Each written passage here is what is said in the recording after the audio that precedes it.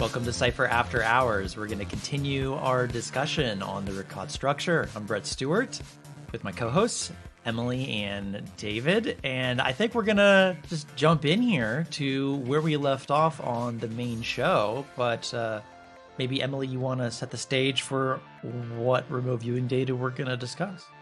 Sure. Thank you, Brett. I think that one of the interesting aspects that we wanted to cover in the After Hours segment of our show was there was data associated with the destruction of the city. So if you think about what would be the most significant event in the life of an area that was habitated by people and is no longer habitated by people, well, it's the destruction of a city, right? That's a pretty big deal. And so it's no surprise that our remote viewing data did touch on that aspect, or the event that changed from a habitated place to its current way of being. And it's interesting, there's some tie-ins with some of the historical events that we know took place at that site around the Younger Dryas and the last ice age ending and so on. We touched on a little bit of that in the initial show, and I'll let Brett take it away from there. Yeah, so what's fascinating to me about my remote viewing work is I actually started with some of this destruction of the city. But since the tasking and one of the most interesting things right now that's in the public domain is the Riccat structure, what was there? Was there a city? If there was a city, what it looked like? That's what I spent most of my time in the show about. But the kind of the juicy, interesting things that showed up as far as the end of that city, that's where my ERV data started in my very first session. My follow-on sessions looked more in detail on the actual city. The very first session that I described was actually the invasion of an outside force. And this wasn't any kind of invasion. This is a kind of invasion of something like tens of thousands of soldiers streaming across the landscape with horses and chariots and in armor and weapons. Very, very ancient warrior type of tribes, but a lot of people.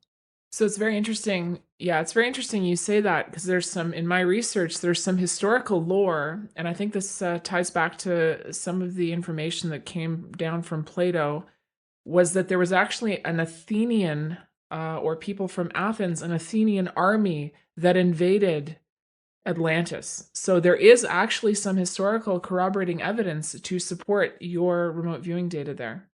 Interesting. I didn't know that. Yeah, well, it was these. I mean, these weren't pure savages. I homed in on the leader, which I just described. It looked like a warlord to me. He was a little bit older, definitely war hardened. Reminded me of someone like Genghis Khan, and he had this really detailed, ornate black armor with gold trim, very dark color skin, gray, kind of grizzled, lots of cuts, and someone you'd expect who had been in many wars. But I don't even know the size of this army. It was just a blanket across the landscape.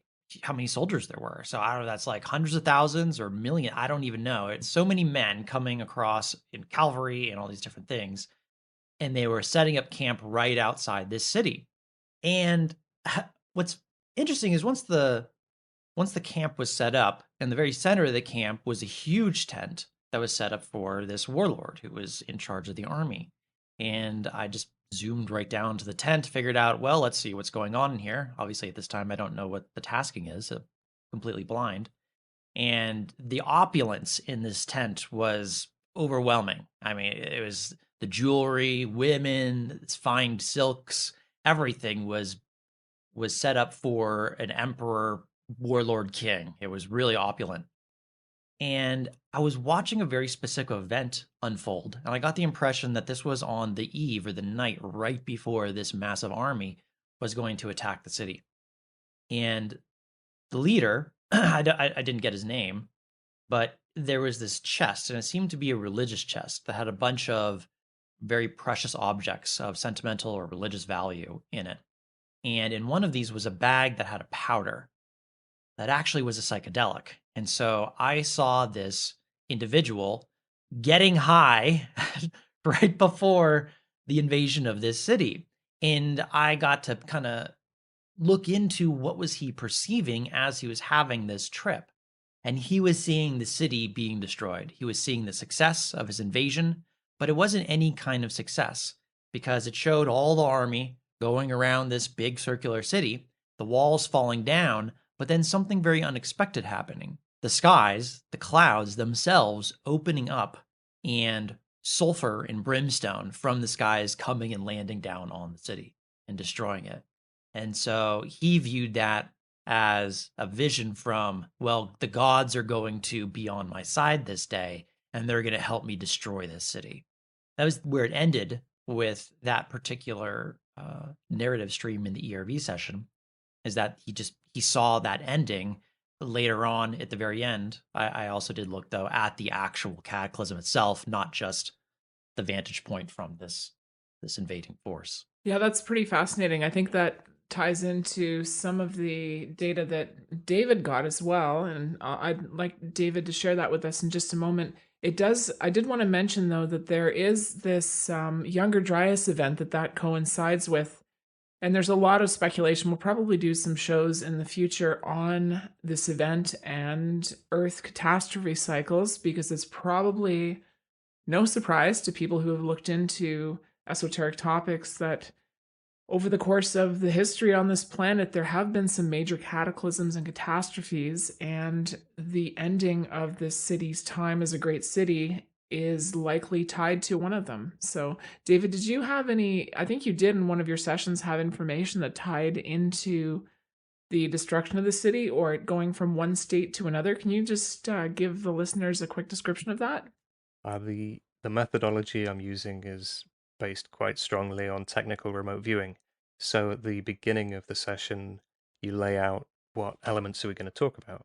And I said there is a structure, some life, a landscape, and something that's just purely conceptual. And you then decide which is the most important thing, which one you're going to do first. And this is all coming from the subconscious or wherever it is that remote viewing data come from. And it said do the conceptual first, which is really irregular and unusual. But I said, okay. So I did that. And it was almost like I was getting metadata about the target or about my work. And it said, well, I had an aesthetic impact, as we call it, that there's an important point here. An emotional feeling that was expansive and like a yearning or an attractor. And then some rather confusing things, which I'll just read them out and you can make your own mind up. Information speaks, it tells a story. This is a generic time and place. This sort of thing happens in multiple places and times, but we're looking at a specific case here. A watershed, which was just a unexpected, unusual word that popped in. And there's this big leap concept. That is, I had I made an analogy of like the activation energy in a chemical reaction. It's a sort of a hump that you've got to get over before a change can take place. A big difference between two things, contexts, or perceptions. It's like quantum tunneling, another analogy. It just goes pop from A to B without covering the ground in between. So I don't know quite how to interpret that. I wouldn't say my analogy that it just goes pop is by any means the destruction of a city. This is describing an instantaneous change where there's no gradation, no event that takes place. The city doesn't get destroyed over a period of time. And this isn't necessarily about destruction either. It's just about change. And it's interesting I've said it's a big difference between two things, contexts, or perceptions. So there's a sudden perceptual change, you could say, rather than a sudden or rapid physical change, as would be the case in the raising of a city. So, if we think about this in geological timescales, we live in a time now where changes in our planet and our climate around us, they do seem to happen gradually. even if we're looking on geological timescales. But I think that in Earth's history, there were these cataclysms that happened, even if they weren't instantaneous on a geological timescale, they might as well have been instantaneous. We could see something like a bad week on Earth where some sort of cataclysm came from the sky and radically changed everything. And I think for the life forms, the people living at those times, their whole worldview, if you can just imagine us today with our cell phones and our cars and everything, imagine if there was a cataclysm that in a week changed our fundamental way of life. That could be seen as a perceptual change in life as we know it on this planet. And that could have been what you were picking up on. Just a speculation, but it's another way of looking at it. Well, I ended up moving forward in my session after I basically had this setup in my remote viewing data of here's the city, here's what the city life is like. There's actually also happens to be this invasion force that seems to be here as well, as far as a point in time for what's the most significant event. And then, as opposed to just trusting that the psychedelic vision of this this warlord is actually what happened, I did in my session move to the actual event itself. Okay, well, what was the outcome? What happened to this city? Were they successful? Did the sky open up? What was actually the event? What was the outcome?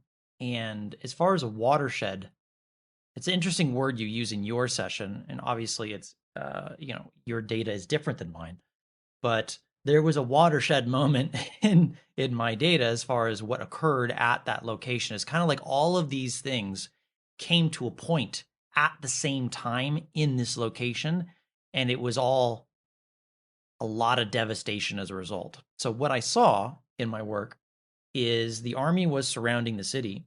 The sky was opening it up, but it wasn't from spaceships or anything sci-fi. To me, it looked like volcanic rain of ash and sulfur coming down over the sky.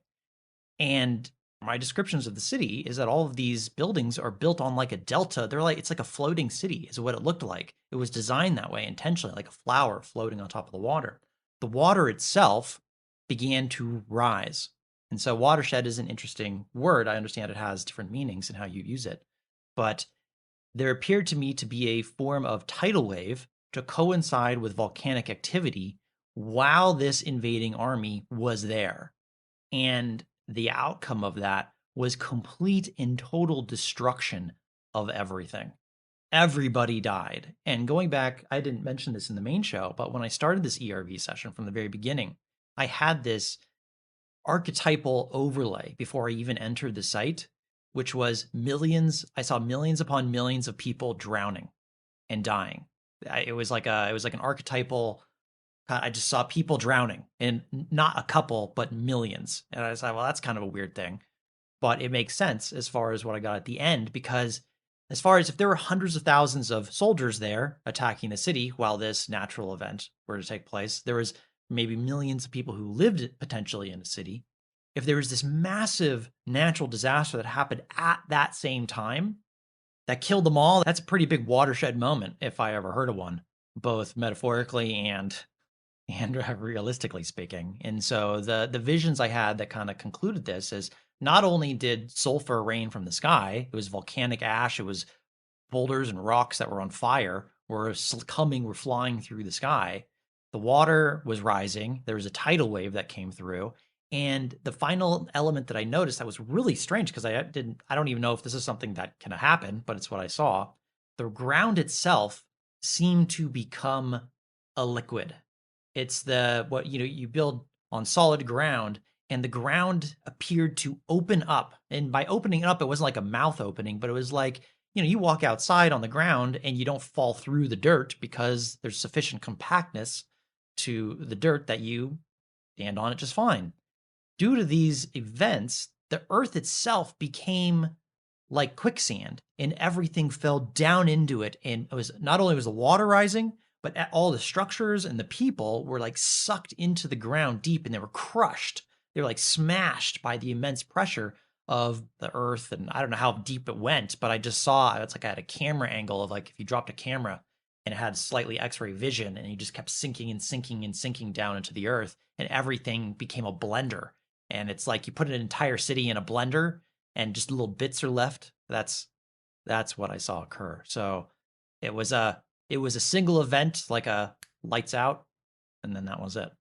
So it's really interesting. The lore of how Atlantis was destroyed actually corroborates your session data, Brett, in that there was that Atlantis was sinking. Atlantis sunk into the earth, and there's a number of different competing theories around this Earth catastrophe cycle, including things like volcanic activity, large asteroids or meteors hitting the Earth, things coming out of the sun, solar cycles, solar micronova that would unlock. There's theories of the whole Earth's crust becoming unlocked and shifting and pole shifts. And I'm sure we'll get into all these different topics in future episodes, but there's a myriad of different competing theories as to what happens, but a lot of them describe exactly what you mentioned, is that Earth plates move up and down, giant tidal waves, and we have a lot of received wisdom from around the world in terms of flood stories. There's a flood story from almost every culture on the planet. I can't believe that's just a coincidence that there are disparate or separate societies that all have some sort of a mythical flood narrative about the waters rising. Well, I would say that's not a coincidence. There was a pretty global flood event when all the ice melted at the end of the last ice age, and loads of people would have been flooded out. The British Isles used to be joined onto Europe. Anybody who lived there, their land just disappeared. And that's a pattern of events which would have repeated globally. So I think that we have a consistent time frame of, like, is it 9, 10,000 years ago? And the geological evidence supports that, and the oral history supports that. I would say it happened, you know. Whether Noah built an ark or not, I don't know. One of the things that might be worth bringing up, since you know a lot, you did a lot of research, Emily, on the history, is the extent of my knowledge about Atlantis is probably the Disney cartoon movie that I saw as a child called The City of Atlantis, which has nothing to do with any of these other stories. So I didn't even know that this structure, the Aya Sahara, even existed. So that's why all of this kind of took me, like, I had a big wow moment, I guess, after. I'm like, whoa, that's super cool feedback. I had no idea this was a thing. So I could see how someone might say, well, you've done a bunch of research on Atlantis already, and therefore you just pattern match and you're just recounting a story that you heard somewhere else. That really isn't the case here with me. So that's why it was all kind of a bit of a shocker for me when I looked at the data. Yeah, we actually don't have that much information. I was surprised at how almost everything we know about Atlantis in modern time came through this narrative from Plato and his sort of ancestors. There's not 15 different sources. There's just this one sort of mainstream. There was a fellow around the time of Plato, I believe slightly before, named Herodotus, who had descriptions of the land in ancient times, including Atlantis. And from that, people have reconstructed maps. So we have maps of the ancient world that were reconstructions from these descriptions, but those are pretty much the only pieces of information historically that we have to go on. Everything else has been lost to history. So I have one other interesting data point that I kind of teased in the main show. And that was when I was having this discussion with the guard, if you will, the censor, the psychic censor that was on the city street that helped out poor old tourists like myself. But I asked him the question, what is the name of this city? And it took a couple tries for me to perceive the actual word. But the word that he pointed, he pointed to the moon. It had something to do with the moon, and even the shape of the city itself was connected to the moon. I'm not sure if there's any other more connection to that. But then he said the name of the city is Lemuria, and I believe that is related to Atlantis Times or something like that. But that was the word that I heard from this individual. So there, as well as the myth of Atlantis, there is a much more modern myth of a lost continent called Lemuria, not Lemuria, Lemuria. And the name was coined by a zoologist who was trying to explain like why there was lemur bones in Madagascar or something. Like he was not an occultist. This was a precursor to the theory of plate tectonics, and people were trying to work out how all this stuff ended up distributed around the world in inexplicable ways. And then Helena Blavatsky included in ISIS Unveiled and subsequent publications took Lemuria as a lost continent, which gets unbelievably complex and gets mixed up with. Well, I mean, ISIS Unveiled is a very difficult book to read. Everything is very mixed up, and here and there it's hard to piece together. But Lemuria, such as it might be within that conceptual framework, was said to be like nearly 1 million years apart in time from Atlantis. But interestingly, it was described as sunk under the waves rather than submerged, due to earthquakes and subterranean fires. That where this comes from, who knows? There is a large amount of mythology that goes with this about. Actually, there's something else corroborating, which is within Blavatsky's writings, there is this idea of like root races and sub races and stuff. That's this kind of idea of the evolution of not the evolution of the human race, but the evolution of life as it, how did we get to be the way they are, the way we are? And in this model, there's previous races of people who have like a big spiritual eye, um, and they never speak because they're so telepathic. They just sort of grunt and mumble, but they have a big, I think maybe even a big eye in the back of their head. That's really fascinating because when I was on the city street, the only thing I could hear were the footsteps. No one was talking. There was no loud sounds. It was just people walking. So is everyone a mute or, and again, this picked up on my my travel guide, he was communicating psychically. So it seemed that he was like the guard for the psychic space in that location. And is the reason for that because they all they telepathically communicated. That's fascinating. Maybe. Yeah, I just wanted to point out when David used the term race, it's very important for the listener to understand this isn't a lot of these occultists and people who even Steiner talked about these historical human races. It doesn't map well onto how we consider these things in modern times, and this word is almost it's not accurately representing how we would use this word in the modern times. It's just people were different at a time in ancient history, and it's just pointing at that. It's basically saying it was just a different way of being a human on this planet, and over the course of these various catastrophe cycles, each catastrophe cycle brought about a different way of a human being on the planet. I think that's what I understand from these writings. David, did you want to add something? Not even what we would recognize as a human being. Things that are very distinct from how we are today. And I think, as well as saying, well, the life forms who are described as the pinnacle of spiritual, physical evolution in their own eras, the world itself was hypothesized to be different. That it was literally a different, it's not a different place, but that reality was different, and it was less solid or physical or concrete in some way. So one other data point that just jogged my mind about was the actual warlord in my work. And I asked myself to find the information as to why. Was it just glory? Was it just for the history books? I mean, if there were history books, why is he invading and why did he want to take this city down?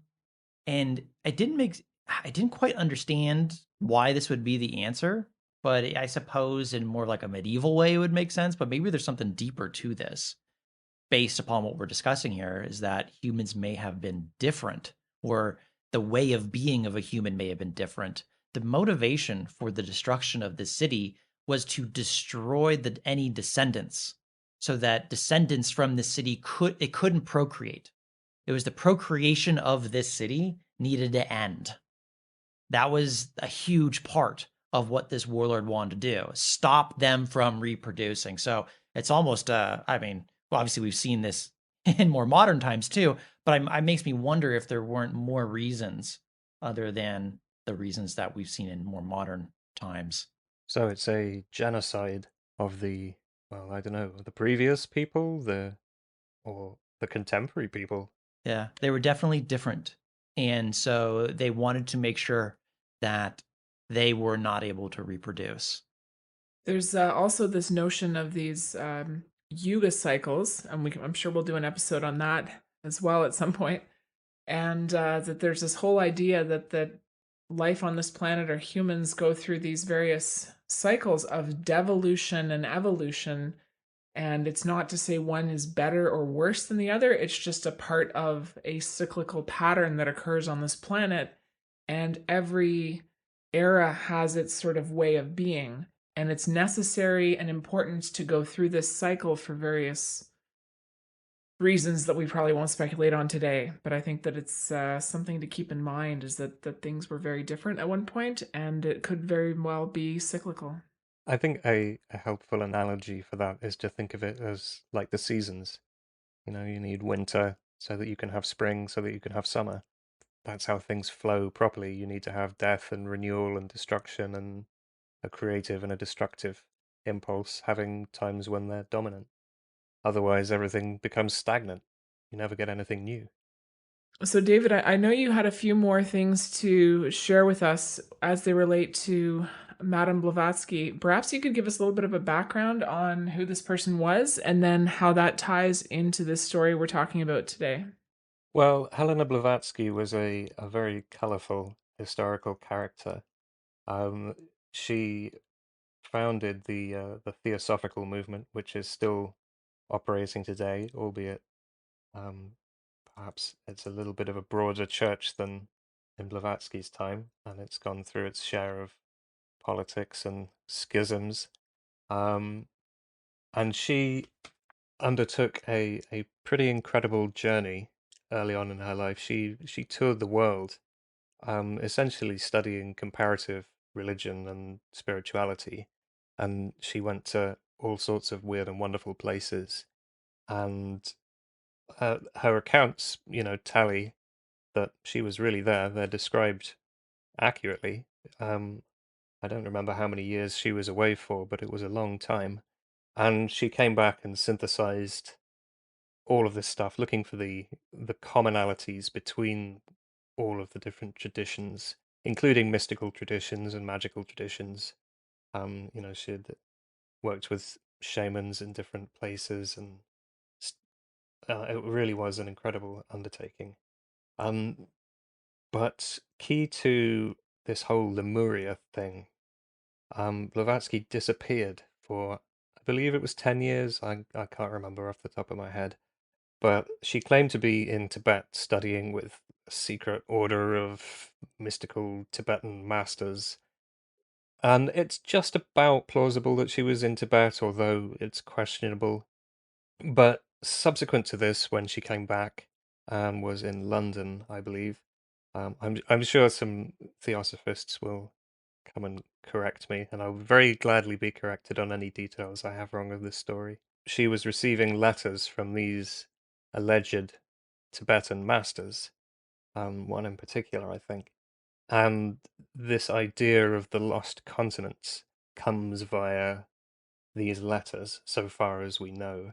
So this is the middle of the 19th century, where an occultist takes the name of a continent which is invented by a zoologist, and this is synthesized with letters from alleged Tibetan masters, into a much broader worldview, which is covering the thing about yugas and races and cycles, really insanely deep time that we couldn't possibly say anything about by digging holes in the dirt and seeing what we find. Yeah, so I think that David brings up an interesting point is that we should not get hung up on labels of is this particular story about Atlantis or Lemuria true or false or not, because I think these things are lost to time and we may never unravel them.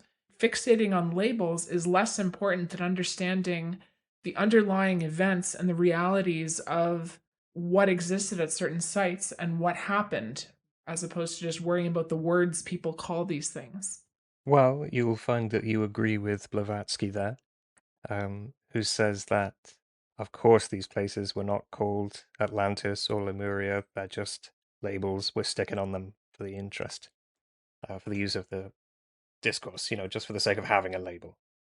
And so this is something that also, as you were talking, I was thinking about, which is why is it that in my ERV session, I'm sure I've heard that name before. Why is it that in my ERV session, that was the language or the word that was given to me for me to interpret to describe what this was? And do I mean that that's exactly, yes, that's the word they used? Well, I think it's possible that they didn't even speak. So why would they have an English word for what the place was? And so it's more of what is the right impression that was being communicated, because all of this ERV data, all this remote viewing data is being cycled through my system, my knowledge, my language, my words, that it makes sense to me. So it does make sense to me why I would get that. If this does represent, let's say there was this event, it makes sense why that's what would be communicated to me in the ERV session, not because that's necessarily what they used. And in fact, this is why I mentioned the individual who, the guide, so to speak, of the city, he pointed to the moon first, that the name of the city was named after the moon. That is actually, and then I said, well, what was that name? And then he's like, oh, well, first it got Lem and then Muria. It took about 4 or 5 tries until I got Lemuria. I'm like, oh, sounds familiar. Wasn't, I don't remember what it was exactly, but I'd heard it before. And then I just jotted it down in my session, moved on. So I don't think that, I think it is important to delineate that too, because that's something that as a listener, I might get hung up on if I heard that word based on the history of it or the etymology of it. I, it has just occurred to me that we could draw a very tenuous thread from your ERV session through Jewish Kabbalah as interpreted by the Western mystery tradition and back to Blavatsky. So, if you bear with me while I go out on a huge limb here, um, some people may be familiar with the Kabbalistic tree of life, which is a fractal model of the universe. Everything that ever was, is, would be, or might be.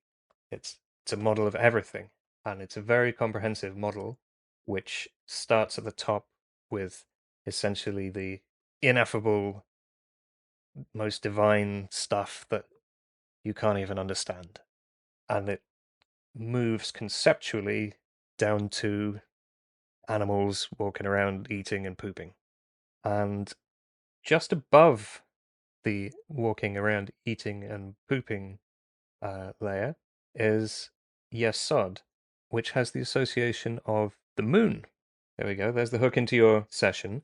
So this is just one step removed from physical reality, or the manifestation of physical reality as we're sitting in it now speaking. So you can then link that back to Blavatsky's, well, not just Blavatsky's idea, but these ideas of cycles and yugas and kind of development on a cosmic scale. We mentioned earlier that it's hypothesized that reality itself was different than in the past.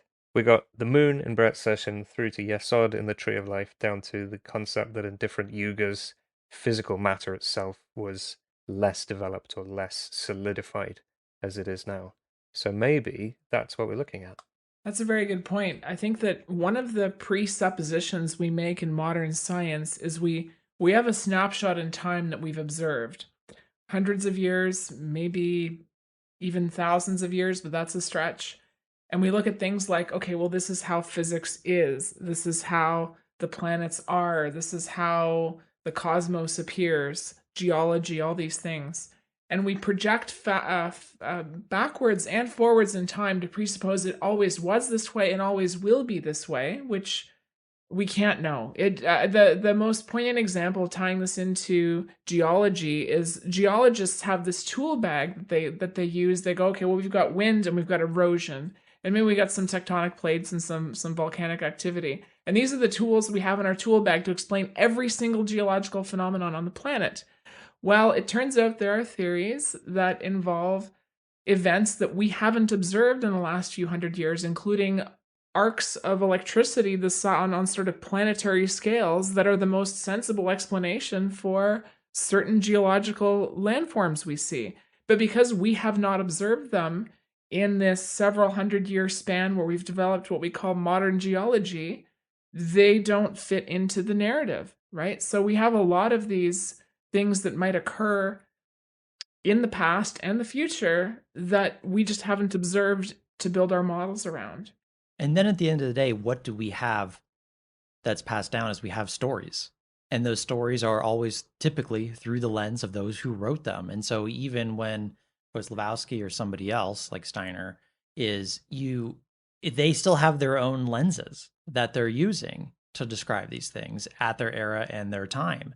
And even me, when I'm remote viewing, and if I go back into a historical time, I still am bringing with me my modern lens to that historical event by dint of my remote viewing session. I don't just suddenly leave everything that I have available to me based upon growing up in the 90s and 2000s. It's not, it doesn't disappear. It's always there. You cannot get rid of it.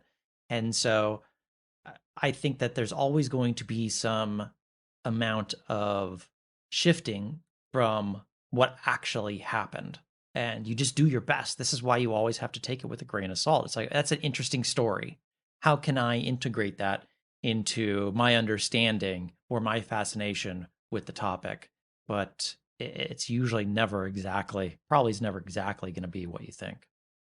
I describe it as the remote viewer is like a mirror, and when we do a session, it's a reflection of the target off this dirty, distorted mirror onto the page in front of us.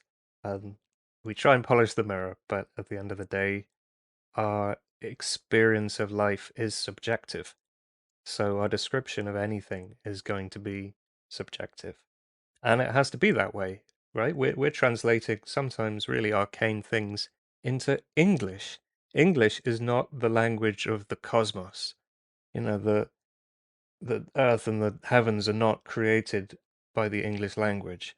It's a imperfect bunch of symbols that we're cramming data into. And that's useful, because if you want to listen to a story and you speak English and you're from the 21st century, then you can understand maybe what we're talking about.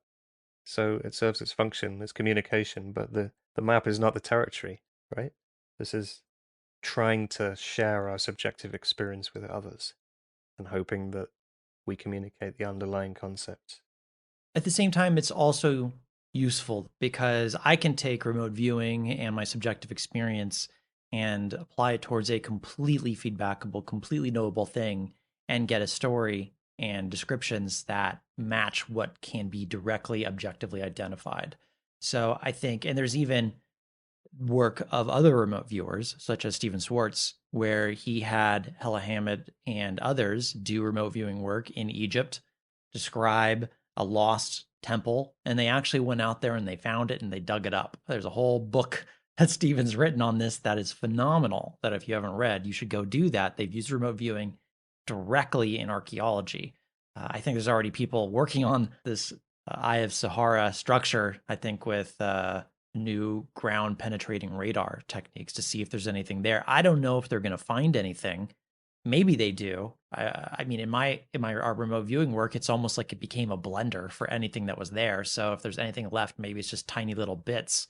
I don't think there's full structures underneath the sand there. I think it became a grinder and it just grinded everything up based on what I perceived. So yeah, I think it's a balancing act. Ultimately, at the end of the day, it's a balancing act. And what we're trying to do here, I think, in this podcast is to do our best to give both sides of it. Is that here's one side, stay as grounded as you possibly can. Here's the other side, a really interesting story, but don't go off the deep end.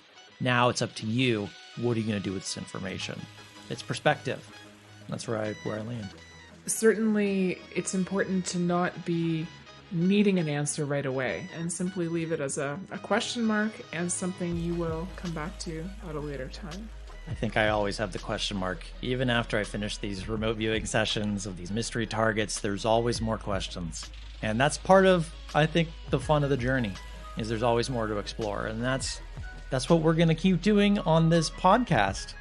And so I think with that, we're going to wrap up this after-hour show. This was a really cool discussion. Thanks, Emily and David, for joining me here. And thank you, the listener, for supporting us in everything we're doing here. We're going to continue onwards on the path of exploring unique and interesting things. I think our next show is another mystery, but it has an outcome that maybe some people may not expect. But you'll have to tune in next time to figure out what that is. So with that, this is the Cypher Podcast, signing out. Take care.